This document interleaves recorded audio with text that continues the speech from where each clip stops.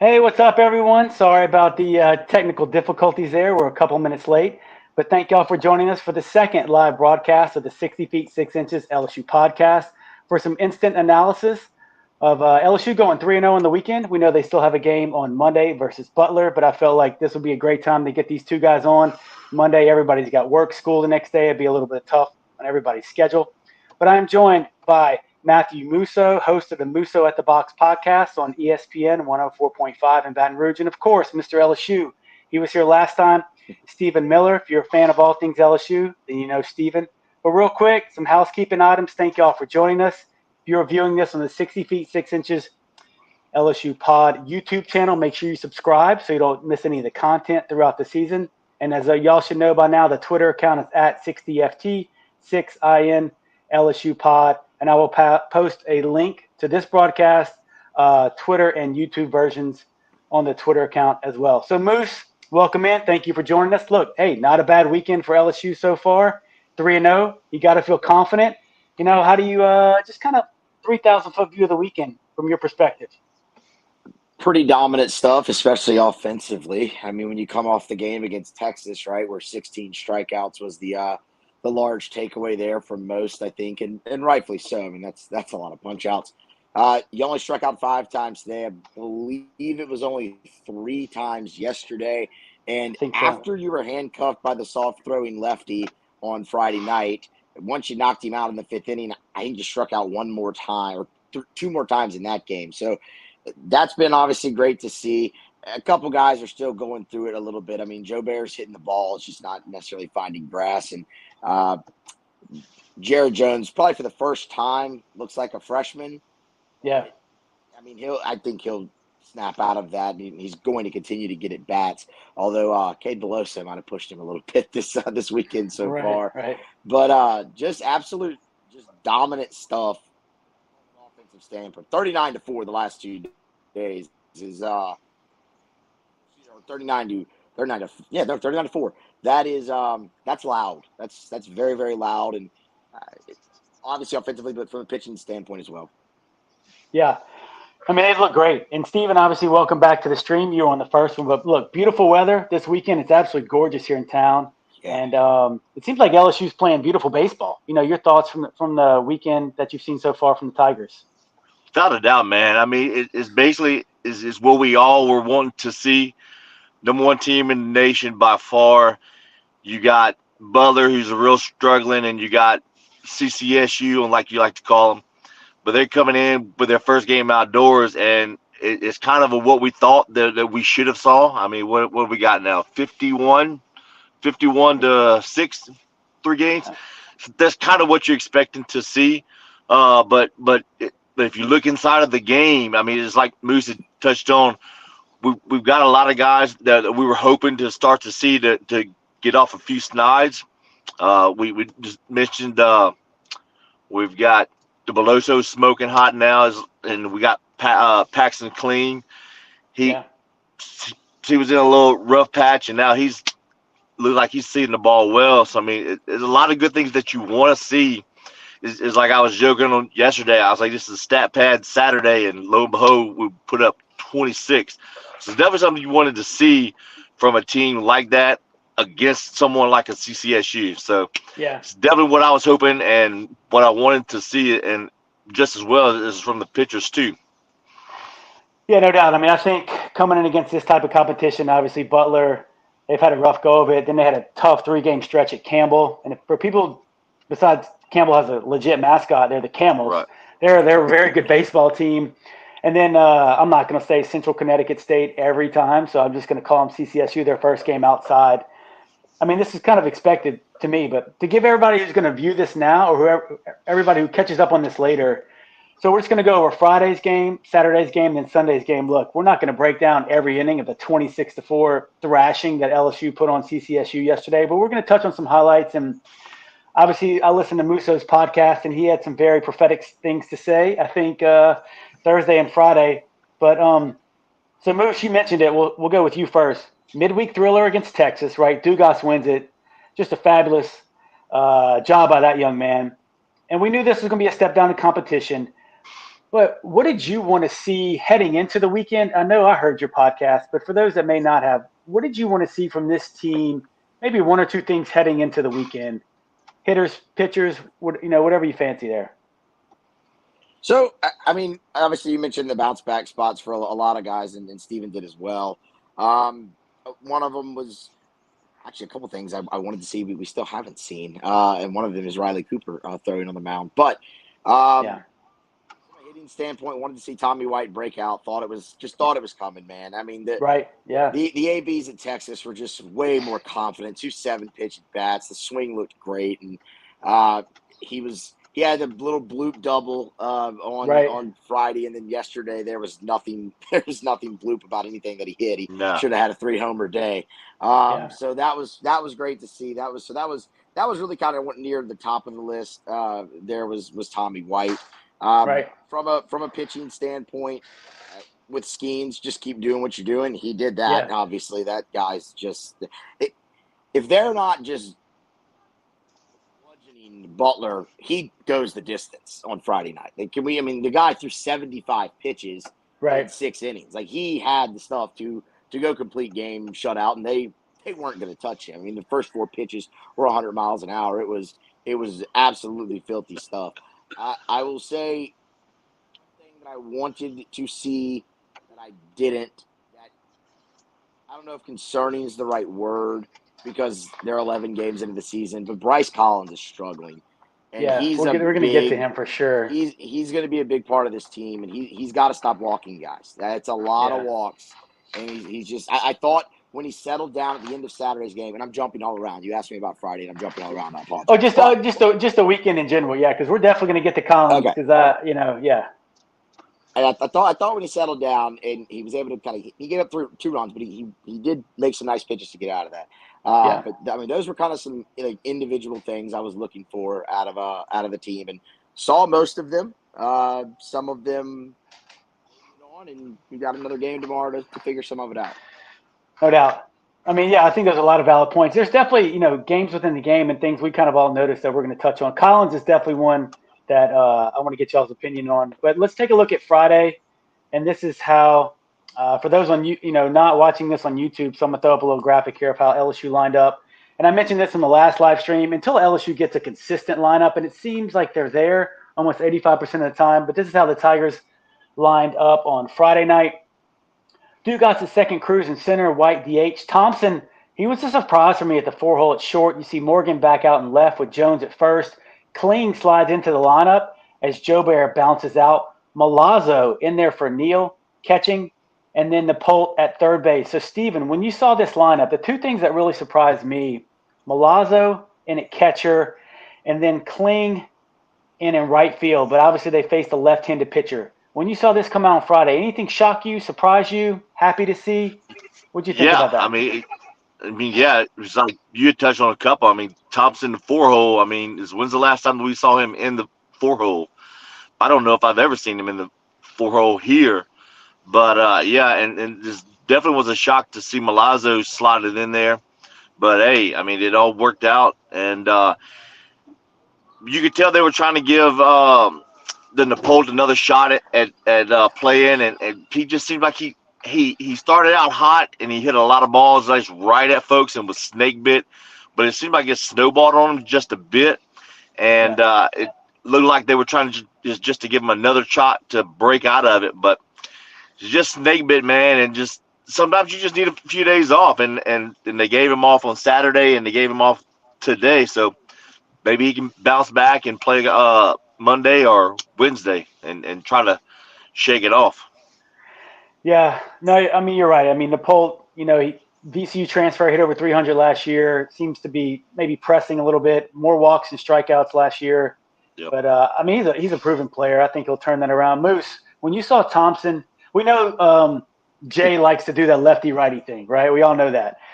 Any surprises with you in that lineup? I mean, when I saw Milazzo, that didn't shock me. Neal's going to have to get a break at some point.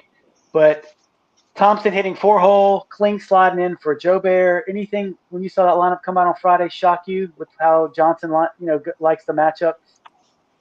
I wouldn't say shocked. I mean, I think that was my first reaction was they're going righty heavy against the lefty, and I don't really think it Yeah, was the lefty that they thought they were going to see either because they I threw agree. the I It's the agree ace. with first that. game. Yeah, Yeah, Yeah, which I thought was just that it kind was of wild. absurd. But yeah, look, they're 2-10 or whatever they are at this 10 or point for something. a reason, Yeah, and right. it's just kind of decisions like that. But I wouldn't say anything surprised me. Demu, one thing I wanted out of that was the bottom of the lineup because I Yep. mean, when you look at on Friday night when you looked at the averages going in, nobody was hitting above 143 in the bottom third there at 7 through 9, Yeah. and I've said numerous times this LSU team is too deep and too talented to have production 1 through 9. Like they don't have an excuse because they have too much talent everywhere, and Yeah. production can look different. Guys don't have to hit 300, right? Walk, get hit by a pitch, advance the offense, just do something. And I wanted to see if the bottom of that order could do it, and they did. So Paxton Kling walked twice and got hit by 2 pitches in that game. Right. All Great at able. bats. That's perfect. Yes, that's Yeah. Yeah. perfect. So Milazzo had a couple of hits, although one of them was absolutely an error that they ruled a hit. But Home cooking. he deserves it, man. Alex is a program guy at this point, so all for Yeah, it. that's But right. that was really what I was mainly looking for. I guess part of me was maybe a little surprised Joe Bear wasn't in there, Yeah. and maybe a little bit also that is hindsight because he was in there yesterday and today against the lefty starter. And I actually think the at bats have been better this year against left-handed pitching from him. So I guess if I did have a surprise, it was that. Yeah. Yeah. No, I was I mean, I thought coming into the weekend, a lot of guys reserves, quote unquote reserves would, get a chance to play this weekend. But Kling's made the most of it. So look, Butler starts Graverson. He's a lefty. He threw up, I think, 85% changeups. It was absolutely infuriating as my son and I were watching this game. We were pulling our hair out. He's 70-71 on a changeup. His fastball is 80-85. He's matching schemes for strikeouts through the first 3 innings. LSU finally scratches a run in the third.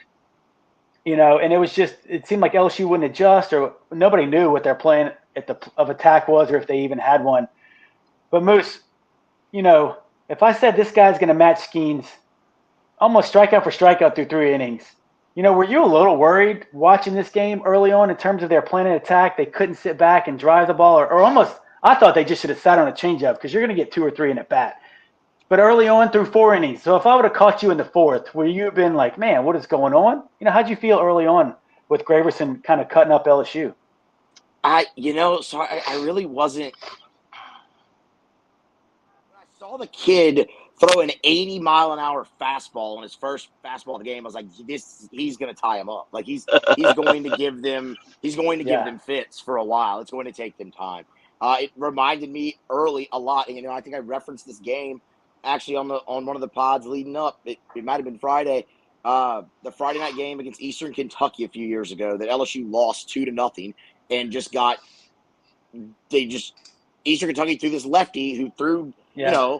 78 and just tied him up for the whole game.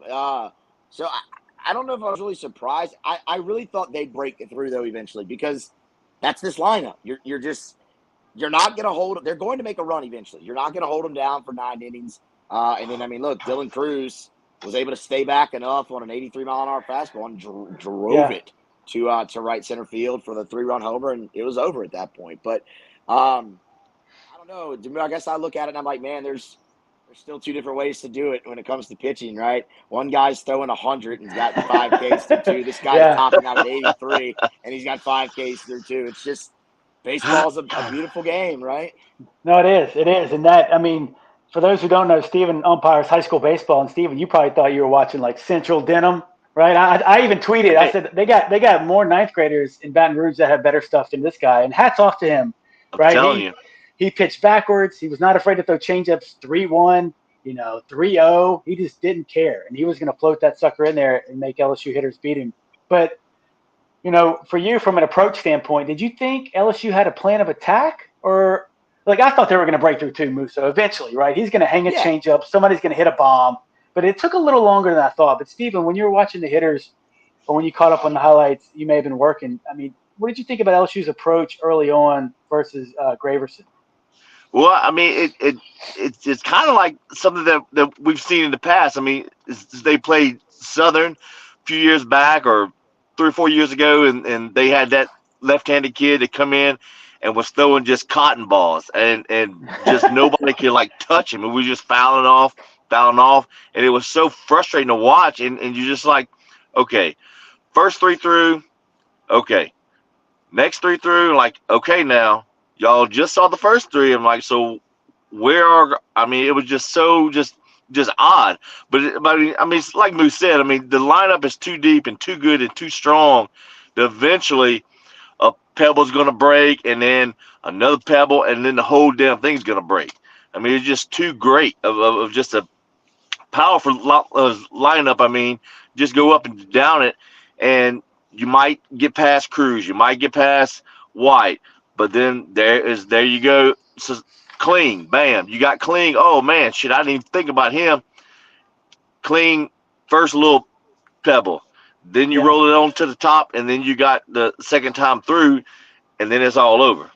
Yeah. But I mean, it's just crazy. I was looking through it, and we had 10 hits on the night, but we had 12 runs. I mean, a lot of folks may think, oh man, we only had 10 hits, but the thing about it is we were taking advantage of what we were like, the walks and the errors and stuff like that. So that's very, very good to see in a young season as well. Yeah, no doubt. I mean, it was nice to see Tanks gets the blue double, right, gets LSU on the board. Yeah. Skeens just dominates. So Skeens' line on the day, 6 innings pitched, 1 hit, no walks, 13 Ks. And man, that's crazy. I mean, Musso, we and Steven too. Stupid. I know it is. So we sat next to each other in scrimmages, and we watched this guy throw. And there's no need to go inning by innings of what Skeens did. But Moose, and then we'll kick it to you, Steven. Did you think Skeens? I mean, he's been utterly dominant. Maybe not against the best competition, but even so, you still got to face or strike out whoever's in front of you. So did you think he was going to be as dominant as he has been at this point after watching him in the fall and the spring and all the fanfare? It's a tough one, right? I mean, because we saw him. I mean, you've seen him go against LSU. It's. Yeah. I guess maybe looking at the schedule, I thought he had a chance.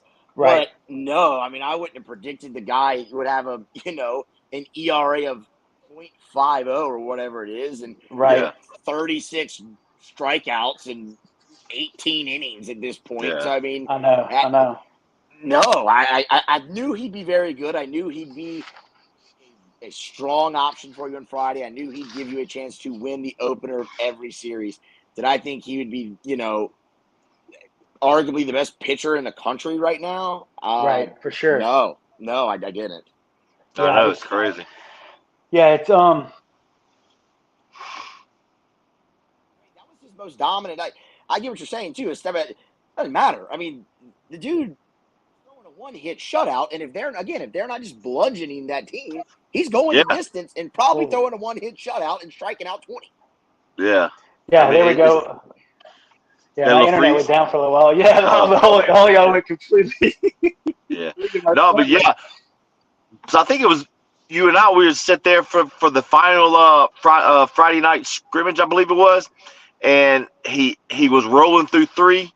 But I think he had that one bad inning on where he got pinched a few times, and he gave up a hit or two, and he gave up a few runs. And I was like, okay. I was like, well, maybe he's not going to be as dominant, but he's still a great pitcher. I mean, I watched him throw. I think it was 3 times in the spring, and I was just amazed. But I mean, on that last night out, I was like, okay, well, maybe he's coming back down to earth. But then when I stepped back and looked at it, I was like, all right, our guys have seen him now for all fall, and it was their 3rd time to see him in the spring. I was like, so maybe they're starting to time him up, but man, there's no one that could have imagined him throwing 18 innings with 36 Ks. That's unbelievable. Yeah, I think he's definitely up there for a top pitcher in the country right now. There's no doubt about it. I haven't checked the D1 baseball stats as of at the end of today, but he's been phenomenal. I think it'll be interesting to see as the competition competition gets better if he continues to raise his Right. game. But Yeah. I do want to touch on Cruz. So Cruz hits that bomb. Moose, as you mentioned, 83-mile-per-hour fastball. I thought it was a changeup at first. 396. That was kind of, basically it is. Yeah, you're right. You're right. Because I made a comment on Twitter that bad changeups get hit a long way, and then looking at the replay, it was a fastball. And I may have had this later on in my notes, but I'm just going to bring it up now with that graphic. And I'll throw it to you, Moose, then we'll come to you, Steven. Has Cruz, now think of all of his at-bats, the weekend in totality and off his previous weekends, is Cruz better here than he was last? You can certainly make the case. I mean, what they put the graphic up. They put the graphic up today during the game. He's hitting something like 636 with runners in scoring position. Yeah. They're just Wow. There you go. Do you think he's potentially better early on this year than he was last year? Yeah, I mean, you can definitely make the case. I'll say this about Dylan Cruz. I can recall a hitter at LSU that just has that type of opposite field power. Yeah. And LSU's had some great hitters, and obviously in the bats. But I mean, I think you can just, with the way the bats are now, I think you can see it's a more fair of it. Like it's more. I can't find the right word for it, but it shows better, right? It's a more accurate representation of the power, just with how the bats are and whatnot, and the way that guy hits the ball with the opposite field, it's insane. But I mean, you can make that argument, but he's done nothing but hit the entire time he's been at LSU. Guy hit 350 as a freshman. I mean, he's a freak. I get it, but no, it's And Steven, we've talked on Twitter, but to me, he obviously people circle him, highlight him, first person on the scouting report, right? That's as soon as you sit down in the pitchers meeting, Dylan Cruz. What are we going to do about Cruz? But Steven, we text back and forth. What do you think about Cruz this year? Maybe more specifically, his approach at the plate and his patience. What have you seen from him so far? I mean, it's just like I text you after his second at bat. I mean, it's like you put up the graphic on his first at bat. I think it was a 10-pitch at bat, 9-pitch at bat on his first at bat. Yeah, today. And then the second at bat, it was strike, foul, ball, foul, ball, foul, ball, foul, foul, and then ball 4. It was just like I was like, this is a professional at bat here. They were working him away, and they busted him in. He fouled it off, and I was so many times that you can see the best hitter on the team is going to put extra pressure on himself and try to chase those outside ones.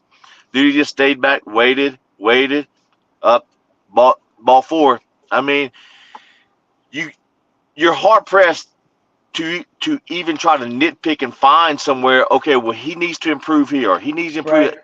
It's not possible. Yeah, I think you hit the nail on the head. That's last year you would see him chase high fastballs, I think. Yeah. And to me, the growth and maturity of he wants to contribute, obviously, right? He's the dude on that team and driving runs, but his patience knowing that other people behind him have the ability to drive in runs and his ability to lay off pitches around the zone, a little bit outside, a little bit in, a little bit up. And I think last year you saw him chase some of those pitches. To me, that's been the most impressive thing. I think he has more walks and strikeouts. But LSU breaks it open with 6 in the 5th.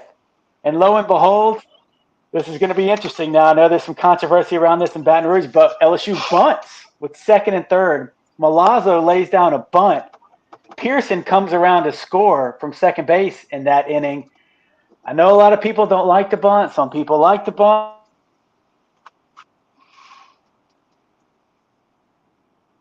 Hello? Moose. I think you froze again. I'm here. But I think you froze. Yeah, man. I mean, it's the mindset of Al Davis. Just win, baby. I don't care if you have to bunt it. Hey, you back?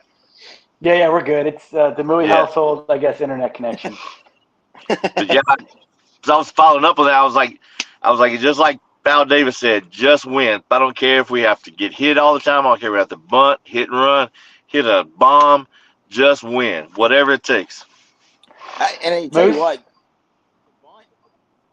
but the heads-up base running by Josh Pearson there to score from second. I mean, he was around third. And I don't recall ever seeing squeeze bunt scored 2 runs where a throw wasn't made to first base. Like where they didn't at least throw the ball to first and maybe it gets away up the line or something. I mean, the pitcher fields it, spins like he's going to throw, and then next thing you know, Pearson's sliding across home plate. It was awesome. I love squeeze bunts. You saw another one again on Saturday. I mean, they execute it very, very well. You can definitely tell they practice it. Jay likes to pull it out. If it's gonna, I'm kind of with Steven there. You score, I don't care how you do it, just score. Yeah, I've been impressed, and we saw them. All of us, obviously, at the scrimmages, but you saw them really early on in those scrimmages. Remember, at the scrimmages in the fall and the spring, the first batter of every inning, right? They were working on squeeze, safety squeeze, hit and run, and obviously Jay would give them points if they executed or didn't execute. But obviously, a point of emphasis this year, and I've noticed, and I've even noted it in my podcast, they've done a fabulous job, and I'll try to pull out a stat later. Amazing job of scoring runners on third with less than 2 outs, and I think their approach is, I don't care how we get them home, if it's going to take a bunt, but the more we can score, the more pressure we can put on the other teams, the more we can rack up runs, and we're just going to do it. But LSU pulls away, right? They go 6 runs, 2 runs, 3 runs in the 7th. But I got to get to this guy. And obviously after Skeens, they had some relievers. But maybe the talk of the town for those that stayed on to the end of the broadcast, Gavin Guidry comes in, the shortstop from Barb. We'll kick it over to you, Steven. I mean, he just comes out. I think he came in a bases-loaded situation. Yeah. And he just goes slider, slider, slider on the black like he's been doing it all year and gets out of that, no big deal. But, Steven, 1, were you surprised? And 2, what did you think about Guidry's outing out of nowhere?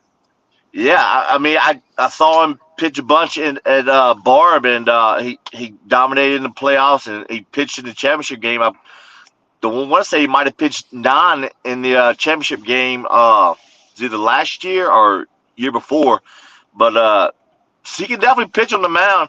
I mean, and hey, who knows? There may be a situation on a Saturday in the SEC on where we've done burned 2 or 3 guys, and he's like, "Hey, Gavin, get hot." But yeah, I mean, shoot. I mean, the SEC is going to be tough as it is, but you can't have enough of freaking arms, and that was definitely a plus to see him.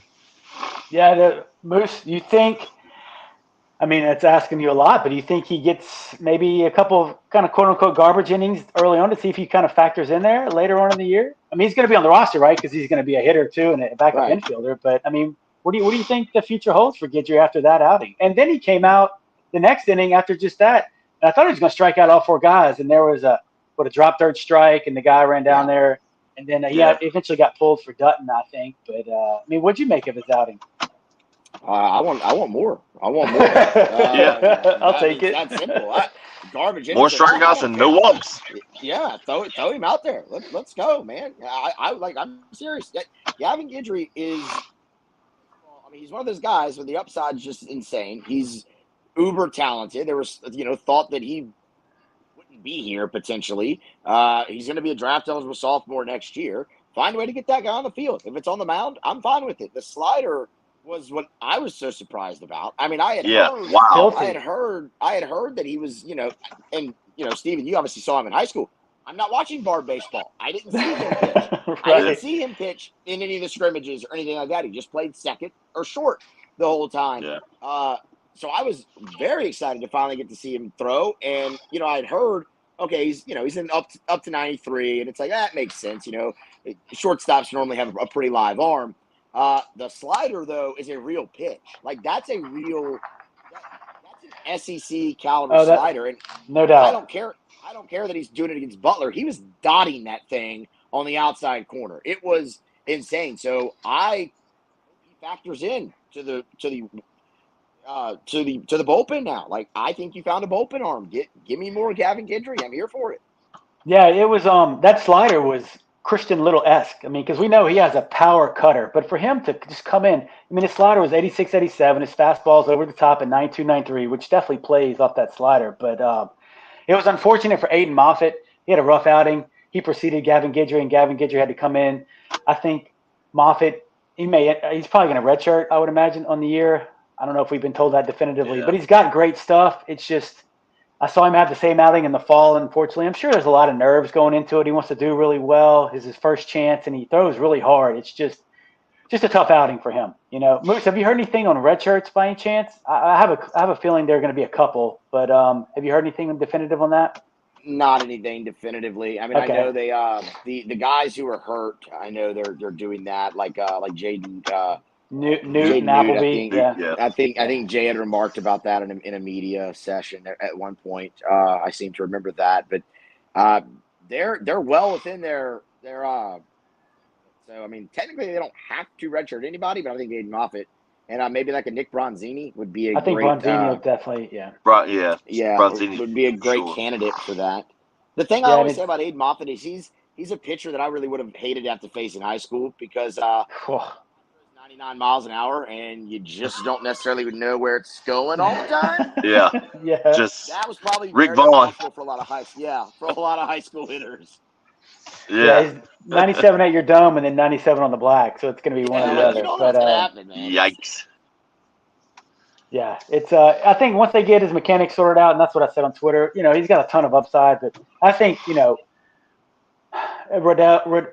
Riddell, haven't seen him really, and then DJ Primo from Central, haven't really seen him either. So those could be potential candidates for red shirts. But let's move on to Saturday. Obviously, just a complete whooping that the Tigers put on Central Connecticut State, CCSU, 26-4.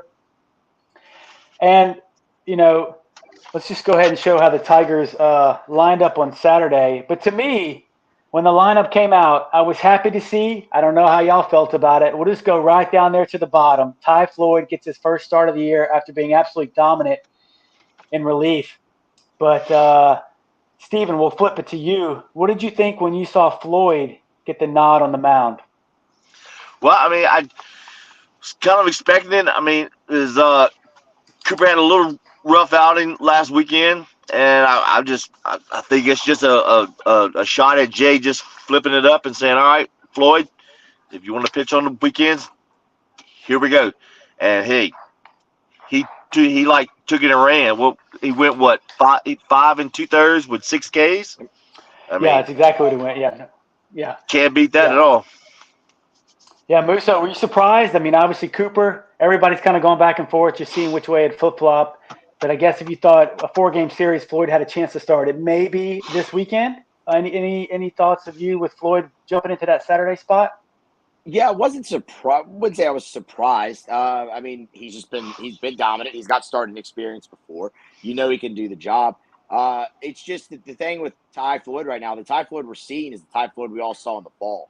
I think down towards the end of preseason, he maybe struggled a little, but I mean, good Lord, he'd been facing his lineup for 4 or 5 months at that point. Yeah. So you're going to struggle eventually there.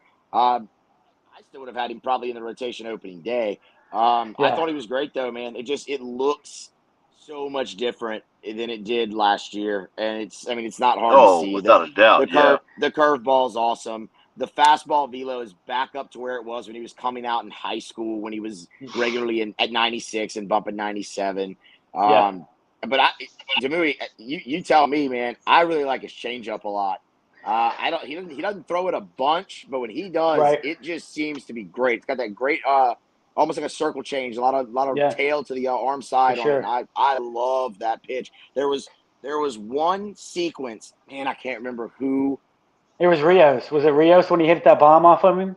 No, it wasn't that. That was a tank, though. Good Lord. But he did go. He went change up.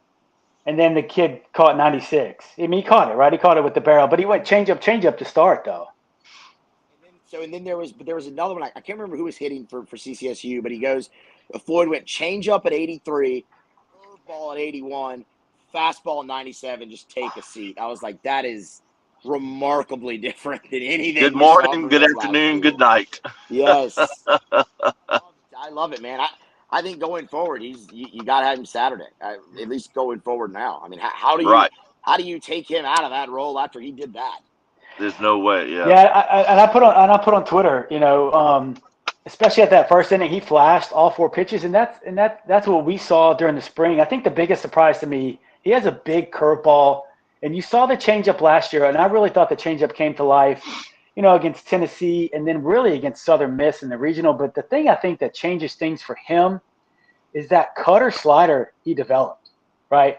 And it seems, I don't want to get into the weeds, but it seems like Wes Johnson is really adamant with righties to where it's changeup, or right-handed pitcher facing a left-handed batter. It's fastball changeups, and then some guys just don't throw breaking balls. But you saw with Floyd, the slider to me was what looked really good, and that changes everything for him. If he can throw a slider away to a righty, and then you got the fastball, and also he struck out 2 guys, 96 inside on the black, so right on right.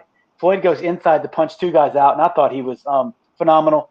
Good to see him back in that lineup. But when you look at the lineup, I think the biggest shock to me was you saw Joe Bear come in at third base, and the Polt goes out. Kling is back in right field after his performance. You see Morgan jump up to the 2 spot. So Thompson slides down. I really like Dugas, Morgan, Cruz, White. To me, I love that top 4. I like Joe Bear moving down. But Musso, Joe Bear at third base? Was that were you like, what the heck is going on there? Yes. Especially when they see. So I thought it was just they emptied the bench so much on Friday night. I thought they needed someone to go play third, so they just stuck him there late in the game. Yeah. Showed up in the lineup at third base on Saturday. I was like, okay, wait, this is a real thing they're trying to do right now. So yeah, right. I was surprised at that. Yeah. Steven, what about when you saw Joe Bear at third base? You thought it was a misprint, or you were like, I mean, everybody said he played it in high school, until he got to Nichols initially, and he moved on to Delgado. But do you remember him? You remember him playing that in the scrimmages? No, I never saw him there. But the big thing for me is just looking at it. It just screams, "Hey, I'm putting all my bats in the lineup, and we're about to outslug you, no matter what." I mean, you got Jones, Gilbert, Thompson, White, Cruz. I mean, who are you going to pitch around? You can't.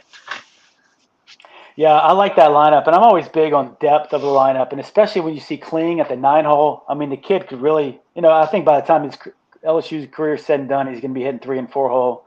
He's going to replace Cruz next year. But Kling had a great at bats on Friday with 2 walks and 2 hit by pitches. Musso, I think, as you said. But look, LSU just crushes Central Connecticut. Look, they scored, and they face another left-handed pitcher, right? He was wild. I think Reyes started for them. LSU sees another left-handed pitcher. Florida gives up the solo shot in the first, no big deal to me. But LSU comes right back, scores 3 in the first, 4 in the second, 5 in the third, 2 in the fourth, 5 in the fifth, 6 in the seventh. I mean, just unrelenting. Just, a fight at the bat rack, a parade of runs. And look, I had to leave halfway through this game to go to a birthday party, but Dugas hits a bomb. Tanks goes yard. Again, Beloso off the bench. Musso, what are just on the offensive onslaught right here, is that – obviously it can't happen every game, but just your thoughts on that offensive onslaught we saw from the Tigers. The home runs, and that's one thing I was most excited to see, actually. They hadn't had a game where they had just flushed the ball out of the park. I mean, they had 4 home runs yesterday. And I get it. You're not going to do that every time, but this team is capable of having 2, 3, 4 home run games a lot. I mean, the power is all throughout the lineup. I mean, look, you just had it on the screen. You feel good about everybody in that lineup run the ball out of the yard, whether it's Dugas, who, man, the power is just back in that guy's bat. Like, right. He could end up being a 20-homer guy for you this year at the rate he's going right now, and I love to see that, and you've seen it from him already. Obviously Trey Morgan can run the ball out of the yard, Dylan Cruz, Tommy White, like every guy 1 through 9 there. So, I think they are capable of that, and that, to me, was great to see. Now, I understand also they have not had favorable conditions to play offense in right. a lot Great this point. year. But they did on Saturday, and they didn't miss, man. I mean, it looked like it was everybody, right? Like you said, a fight at the bat rack. They emptied the bench again and just kept on scoring. It looked like a beach ball to everybody up there. Yeah, I think that's the most encouraging thing. It's one of those things to where you see dudes coming off the bench and like, look, they don't give up at bats. That's one of the when I played or as a fan, you don't want to see guys coming off the bench just giving up at bats. Oh, we're up 20-0. Let me just go up here, swing, and get out of here. You want to see those guys take their hacks too, right?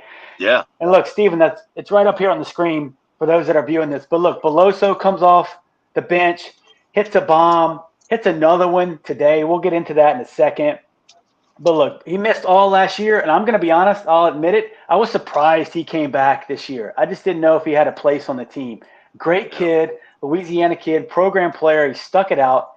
And in the fall and the spring, all I did was see him get on base. It looked like he was on base all the time, walks, or he was driving in runs, doing whatever they needed during the scrimmages.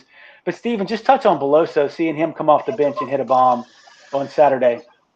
Man, I tell you, his leadership is probably him and Dugas and Cruz are probably just unvalued is just how much of a leadership role that those three can play. But definitely him. I mean, it's like we saw that night. I was on the Friday night in spring. 3-4 hole. He was just killing the 3-4 hole. Just every at bat, bam, bam. I mean, he is living there, and he's definitely he's seeing the ball well. I mean, shoot, he went to the diamond deck yesterday. He went to the diamond deck again. I did a quick look. I know he don't have a lot of at bats, but he's hitting 714. So I mean, That'll play. You got to keep him in the line. And this weekend in 3 games and minimal at bats, he's got 7 RBIs in 3 games, 2 bombs, a double. Tomorrow, and I got to step out, but I definitely think that we should at least see him starting first base tomorrow, is just to give Jones a day off to relax his mind and just take a step back and just take it all in. But, I mean, you got to get the Creole Bambino a few more at bats because the dude is seeing it well and seeing it very good. Yeah. So, but to play off that point, Musso, do you think the lineup they ran out there yesterday, and they really ran out the same lineup today, do you think that's the best lineup with White being injured? Take that for what it is. Do you think that's the best lineup they can run out there when you put Morgan in left, Kling in right, White's at DH? You got Joe Bear at third. Obviously, I don't know if he's getting peppered over there, what he looks like, But from an offensive perspective, do you think that's the best one, or do you think you make a change and then you can get an even stronger one? I mean, 26 runs. It's hard to say that after that, but it's close. I do think it's close. It's just that's one of the reasons I've liked Trey Morgan in left field so much. Is I think it gives you a lot of versatility potentially with the lineup. I don't know if they end up keeping it that way long term. I think you definitely have that luxury. But that can get a guy like Cade Beloso in the lineup. Even when Tommy White's healthy, that could get a guy like Ethan Fry, who has also had a very good weekend in pinch hit at bats in the lineup. Like you have so many different options right now, though. I do. I think again, they put up 26 runs on 20 hits. It's hard to say it's not their best offensive lineup. And you ran the same lineup out there again today, and you put up 13. So I mean, it's. That one's hard to beat for sure. And I'll tell you, you kind of touched on it. Or maybe it was you, Steven. Kling starting to see the ball and starting to get hits makes it even deadlier. I mean, that's a guy who we all saw in the fall, 6 home runs and tie for the team lead. So, I mean, that's a guy who's awesome. And if he comes around, that adds another dimension to the lineup. Yeah, no doubt. So, let's touch on Collins real quick. So after Floyd goes 5 2/3, 3 hits, 1 run, 1 earned with the bomb, 1 walk, 6 strikeouts. Then Collins comes in, 1 1/3, 2 hits, 3 runs, 3 earned, 2 walks. And it just, something's not right, So, Moose, I'll kick it to you first since you touched on it earlier in the pod, and then I'll bring it over to you, Steven. I mean, in the fall, to me, and in the spring, he was phenomenal. Obviously, the velo's up, right? He's 94, 95. Last year, he's 89 to 91. He's got that big curveball, almost a 20-mile-per-hour difference. Looks like he's added a little cutter, and he's got a changeup, too. Unfortunately, I couldn't see Collins pitch because I was not in front of my TV. But Moose, anything specific you've seen on him this year, or just inconsistencies is something pitchers go through? Yeah, well, I mean, you, you could speak to the inconsistencies a pitcher goes through having played the game better than I could, but it's the walks, man. That you didn't see that from him last year, and you didn't Right. see that in the fall. You didn't see it, but I mean, let's see. I think that's now is that 6 walks on the year, 6 or 7 walks on the year for him, Yeah, sounds in about right. five Yeah, innings, in maybe 5 innings, not even yeah, that. So I mean that's just too many. When you come out of the bullpen, you got to pound the strike zone. That's what so Right. many of these guys have done so well, and we're going to touch on plenty of them. But I mean, you look at like a Gavin Guidry, for example, on Friday night, who we already touched on. The guy came in and just pounded the strike zone, and that's what Bryce Collins isn't doing. And he's only had 3 outings, so I don't really want to say I'm concerned, but I'm Right. getting there just because Yeah.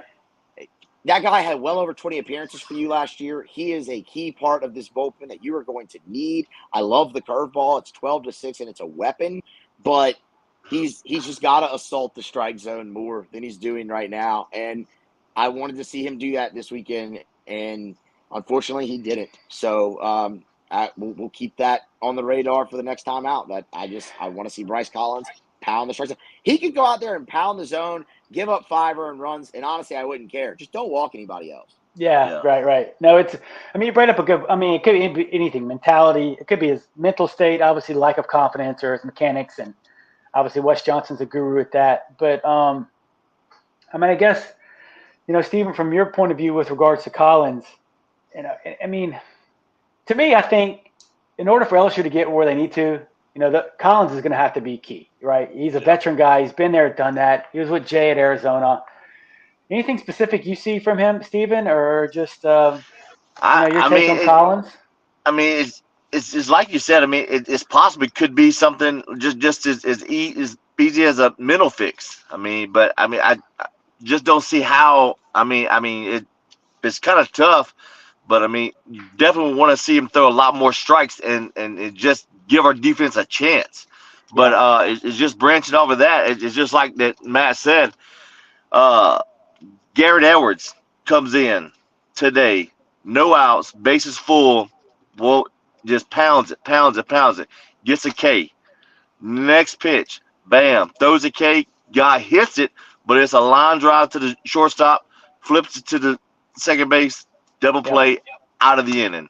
It's not much more you can ask for from situations like that. So but main thing is it's just like Matt said, you just got to pound the strike zone, strike zone, and they're gonna to reward the guys. Yeah, no doubt. And I think that's the biggest bugaboo is that walks, especially late in the game, even when you're up a ton of runs, you just want to see. I know Wes Johnson just wants to see those guys get ahead, throw strikes, Right. make them put it in play. That's the only reason. They were so far ahead, nobody's coming back. But later on down the road, that's what you want to see. But hey, Chris. Yeah.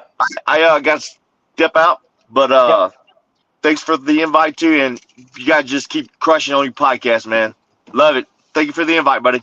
All right, brother. All right. So, Musso and I will take y'all home, and we appreciate old Stephen Miller. Y'all can catch him at DSports24, tweeting everything LSU. He does a really good job. Very knowledgeable guy. He's out there at the scrimmages, umpires high school baseball. So knows a lot about baseball. All right, Musso, me and you are just going to take this home. We're going to talk on Sunday real quick, and we'll get you out of here. All right, LSU beat Central Connecticut State again, 13-0. They face another lefty, and they really ran out the same lineup. And I predicted early on. I predicted Sunday. I had a thought kind of popped in my head. I was like, I think Shores is going to start. And in my opinion, I'll just throw it out there since it's just me and you. I think you're going to see, and I kind of put out there some different things with regards to the bullpen, but I think you see Hurd start tomorrow in a very limited role. And I think he puts Cooper out there maybe in a limited role to start Wednesday, or he could even start Money or Dutton, really. But obviously today, the lineup's up on the screen, right? Dugas, Morgan Cruz, White, Thompson, Joe Bear. Same lineup we saw on Saturday. They put up 26 runs. They put up 13 more today. Chase Shores get the start. The big righty, he's really been maxed out at about 3 or 4 innings. Surprised to see Shores start, or really you were okay with it? No big deal. Wanted to see him get some extended time. Yeah, no, it's that. I wanted to see them throw him out there again. I'm a big fan of Chase Shores. I think the kid is going to be just he's going to be the Friday night ace before his time is over at LSU. I think that much you can see. I wanted to see him extend today. I wanted to see them turn him loose, and from a pitch Questions, count comments? standpoint, they did that from a pitch count standpoint. Uh, I kind of like your thought on this is maybe what lacks on the swing and miss for him. I mean, the guy throws 99 miles an hour. Is it just adjusting to college baseball, or I mean, is there? I don't know. I look at the stuff because the breaking ball is pretty good too. And there's just not as much swing and miss with him as I thought there would be early in his career. That's a great point, and Armstrong brings up a great point right here. He says, "What's up, boys? Shores look better, but still don't think he has the secondary stuff to be a weekend starter. I think he's too valuable to be a midweek starter for me.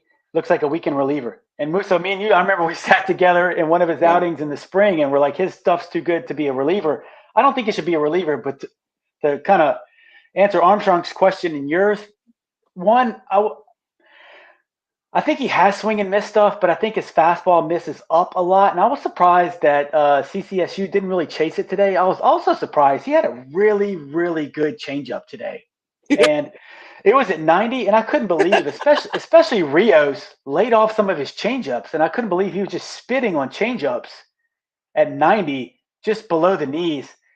To me, it's just I think those guys are saying until you throw me a breaking ball for a strike, and his breaking ball is really hit or miss, right? It's very 50-50. And I noted this on Twitter. Him and Skeens, you really don't see them throw breaking balls to lefties at all. And I think the problem is their breaking ball is so horizontal, right? So right to left. Whereas a guy like Little, his cutter is very more up and down, you know? I think there's a big problem with them starting it outside to a lefty and then breaking over the middle or breaking in just because it's has so much horizontal break with Skeens and Shores. They got to get that fixed, and I think that's going to be an issue moving forward. So to answer your question, Musso and Armstrong's, I just don't think they have enough. He just doesn't show enough of a breaking ball to where they have to respect that, and then the fastball looks that much harder. So to me, I mean, that's what I think you see. But I thought his changeup was very effective today. And I actually, to Armstrong's point, I actually think he'd be great as a midweek starter. I really do. Oh, I perfect, mean, perfect. I think that's the perfect role for him. I think they have it set up here where if they start Hurd tomorrow, he's and I think they're going to. He's going to be your Sunday starter going forward after that. I just think they've got that set up, and I think that's ultimately what they want is him on the weekend anyway. Yeah. I think that's a great spot for him to go learn. You got to think. You talk about a pitcher being too valuable. Jack Leiter started his career at Vanderbilt as their midweek starter. Like Jack Yeah. Leiter was the midweek guy, Right. and then turned into what he did on the weekend. So I actually think it's a great spot for Shores to go and learn and work on his craft a little bit more and still be able to stay in that starting role. No, I agree 100% with you. And I think we've probably even talked about this. And I know 100%. Like midweek, we're still facing good teams, right? Lamar's coming in this Yeah. week. We're still going to face Tulane and probably, I think, ULL and teams like that. And that way, less pressure, right? You got a ton of bullpen help. And you can go hopefully up to 4 innings, and it's just relax. You're still going to face good hitters, just not the pressure of the SEC. And I 100% agree with you. I think Shores is a perfect. I don't think he's a reliever. And the one thing between starters and relievers, and I've mentioned this before, is that some people just aren't cut out to be relievers, right? They don't have the mentality. The arm doesn't bounce back. It's a different warm-up routine. They're just not comfortable in that role. And as everybody knows, from high school, everybody's a starter in high school. So for him coming from high school now to LSU, it's a completely different mindset. So I wouldn't put him in that reliever role. I would leave him in a midweek role. But like LSU gets things going, they score 4 in the first, they score 4 in the fourth, and they finish it off with 5 in the sixth. As Shores, he does a good job. His line on the day: 3 2/3, 3 hits, 2 walks, 4 Ks. Gets into a little bit of trouble. Then old Nasty Nate, trying to get that trending on Twitter. # Nasty Nate comes in, bases loaded, bam, bam, bam. I mean, I don't really have a script. It's just me and you going now. What have you thought about Nasty Nate so far? How about that guy? He's awesome. I mean, he's awesome. Got to see him. I didn't see him in the spring at all. I saw him in the fall. Each time I went out there, he just didn't pitch in the spring. But Yeah. Jay Johnson leading into opening weekend, he was asked at a press conference about Nate Ackenhouse, and the thing he said is, I can't wait to put him in the game. And I get it. I can't wait for you to put him in the game anymore. He's just, the slider is filthy from the left side. I don't know how, if you're a left-handed hitter, you ever get a piece of that pitch. It is just disgusting. Any more questions or no?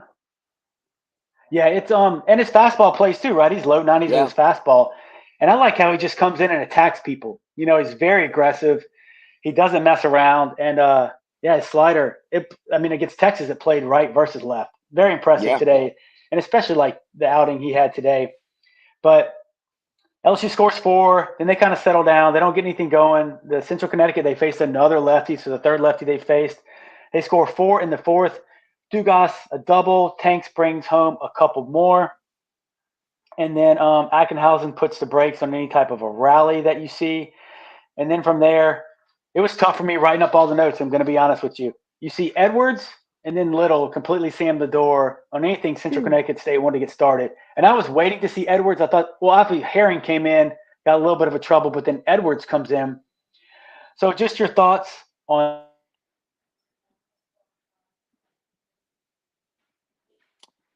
Yeah, on Garrett Edwards. Actually, on Griffin Herring first. He'll have better days. I mean, that guy's going to be. He's okay. That guy's going to be a starting pitcher, I do believe, at some point in his LSU career too. He's just got that profile, and I mean, the guy can throw 95 from the left side occasionally. Right, So no doubt. That plays. You can get by with that, I've heard. But Garrett Edwards, I mean, Damu, you and I sat at a scrimmage together in the spring and watched him pitch, and both kind of looked at each other and go, "That's a back end of the bullpen arm." In Garrett Edwards, 100%. And he's up at 90, up to 95 now, even at 96. But the slider's the biggest difference, man. It is sharp, much sharper than it was as a freshman, and he was pretty good as a freshman too. So just happy to see it for him, because he should have been freshman all SEC. He had those type of numbers and pitched in a lot of big games. And last year, the injury just didn't allow him to get anything going. So he's made the jump under West. I love to see it. Bases loaded, nobody out, and no problem. I mean, no problem for Garrett Edwards. That was great. And then Christian Little, I don't know if LSU is going to have a designated closer this year, but Christian Little is definitely throwing his name in that hat if they want to have that. He's fantastic. For sure. I love that he leans on the off-speed stuff so much, because that's another thing that we saw at a scrimmage. The guy can throw 95, and he just constantly throws sliders and changeups and cutters and everything that's not 95. Yeah, no, and I don't even know if you can call a slider off speed when it's, 90, 91 mile per hour cutter. I know. And I don't know what I saw from him in some of those scrimmages. I always felt like he was holding back, in his warm-ups in the scrimmages, he'd be 95, 96. Then when a batter stepped in there and he was 92 to 94. And you could just see when he came in against Texas and then today, it seems like his attitude, the way he exudes his mentality and his confidence on the mound as a closer, he can kind of let that go a little bit and say, look, I'm here to just throw hard, throw strikes, and I can throw an 89 slider every time, or I have like an 86 mile per hour changeup that I can throw for strikes whenever I want to too. I just haven't really had to. And I agree with you. I don't know if they need a closer yet. And I know he came here to start, but he looks really good at the back end of the game. But there you go, Bailey Lupo. There you go. Do you think Christian Little will see a starting role this season, or is he too good? I mean, oh man, I think eventually he starts. I don't know, Musa. What do you think? I mean, I don't know if we need him to start right now, or does it depend on if Hurd falters? That's a tough one, Bailey. Okay. I think someone would have to falter. I think because I mean. It's going to have to be Floyd or Hurd at this point. I think it's not that I think he's too valuable in the closer role. I just think it's hard to break onto the mound on a starting role in this team, even for a guy as talented as Christian Little. The depth on this team is insane. Yeah, just imagine if Grant Taylor hadn't gotten hurt. We thought a lot of people thought he was going to close, but it seems like Jay has said no, he was going to start. So it's Been impressive. All right, Musso, we're getting ready to wrap up here, but I got to ask you, Beloso comes off the bench, hits another bomb today, right? He hits a bomb today. And then, I mean, should he, in your mind, look, do you swap him and Jones out tomorrow in terms of starting first? Keep everybody else the same, but maybe give Beloso a chance to start and put Jones, let him take a rest for a little while since he's won for the last couple games with a lot of Ks. You can see that for sure. I know how much Jay loves Jones's bat in the lineup, though. So I mean, I'm hesitant to predict that, but it wouldn't surprise me. I'll say it that way. Neither move would surprise me. Do I think Cade Blows has earned a spot? I do. I mean, I think after this weekend, you got to reward the guy with some playing time. And look, either way, he's probably going to get in the game because can't imagine Butler has much pitching left for a Monday night game. But Yeah. I think the run rule will be in effect again tomorrow as well. But yeah, I mean, for me, absolutely, he's earned it. Program guy, just and again, someone who was going to be your DH last year. Yeah. He was going to be in the lineup every day, so they obviously like him a lot. It's just I'd love to see it. It's one of those stories. It's kind of like Gavin Dugas, man. It's just one of those guys who's waited his turn, and you love to see them succeed. You love to see those type of guys succeed. No, I totally agree. And I think that it's one of the things too was built off.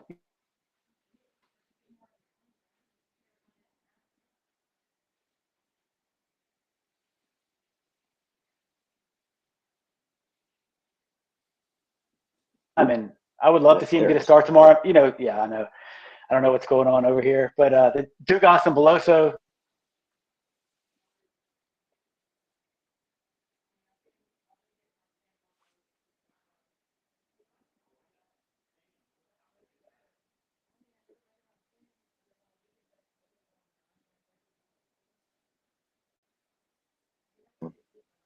There we go.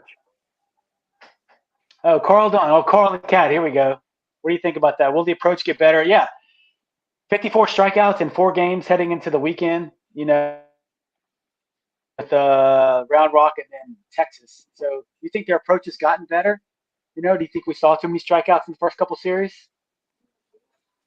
Yeah, but I mean, I think this team's just going to strike out a lot at the same time. I think they have a They lot hit a lot of home. It's a trade-off. That is what it is now. Yeah, they do. Yeah. I mean, it's just kind of. I mean, they're not going to strike out 16 times every game. And if they did that, then yeah, I'd be really concerned. But I mean, I think you saw it the last 2 days. They struck out 5 times today. I think they struck out 3 times yesterday. Like, that's not going to happen either. I think they're probably somewhere probably about 8 to 10 strikeouts a game in that range. This lineup is just kind of where I have them. And not all strikeouts are created equal, man. I mean, you strike out to end an inning when it's a 3 up, 3 down. That's not the same as you going down on 3 pitches with the bases loaded and trying to score runs. So that's also important to keep in mind as well. But I think they have gotten better. They've struck out 8 times in the last 2 games. Yeah, no, it almost, and Hunt's asked me that before too. It almost seems like it's a trade-off nowadays. You see it in the big leagues, right? Guys are not afraid to strike out. Coaches are okay with that as long as the power comes along with it. But I do worry a little bit when you're going to see more SEC quality arms. But as long they're going to have a plan, they're going to have an approach, and it seems like as long as they're able to get runs in certain situations, right? You're not going to score 26 runs in the SEC game. You're not going to score every inning. As long as they do their job when it matters, I guess I'm okay with it. So, Musso, before we head out of here, why don't you tell everybody where they can find all of you, information, Twitter, podcast, just let everybody know where they can track you down. Yeah, man, I appreciate that. So follow me on Twitter at Musso Matthew. Listen to Musso at the Box, presented by New Orleans Flooring. Great content. I pump it out daily. Normally drops around 10:30, 11 o'clock in the morning, Monday through Friday. Apple, Spotify, Google, wherever really you get your podcast, just search Musso at the Box. We appreciate it. Yeah, man, he does a great job. Always make sure to like and retweet his stuff on my personal account and then the 60 Feet 6 Inches LSU podcast account. So it's always good. I look at games one way. Musso looks at them another. Steven or Alex Day or Hunt. I always like getting different people's perspective, and I'll retweet everybody's stuff. They have so many good LSU baseball guys here in town that I don't care. Everybody's here for the same thing, just to try to grow the game. But I want to thank Musso for joining us. And that's going to be it tonight for the 60 Feet 6 Inches live stream, the instant analysis of Friday through Sunday of LSU versus Butler in Central Connecticut State. Don't forget LSU plays Butler one more game tomorrow. I'm with Musso. When that spread comes out, I'm taking the Tigers to cover that spread because I just don't think Butler's going to – I don't see them having any more arms left for a 4-game series. But y'all make sure to subscribe to the YouTube channel. We're really going to try to do this with different guests throughout the year, especially when those SEC series end early. Try to grow the live stream. We'll try to fix the difficulties. It happened, right? You talk about fixing the difficulties, and there it is. Great timing on that. There we are back again. I don't know what's going on with the internet over here, guys. I Right apologize. when they're talking about the difficulties, there they go. Oh, no. There we go. Perfect timing. On cue. I love it. On cue. But make sure to subscribe to the YouTube channel. Check out Musso's podcast, Musso at the Box, all streaming platforms, and also check out my podcast, also the Twitter account at 60FT, 6IN LSU Pod. Thank y'all for tuning in, and until next time, y'all stay safe, and as always, go Tigers.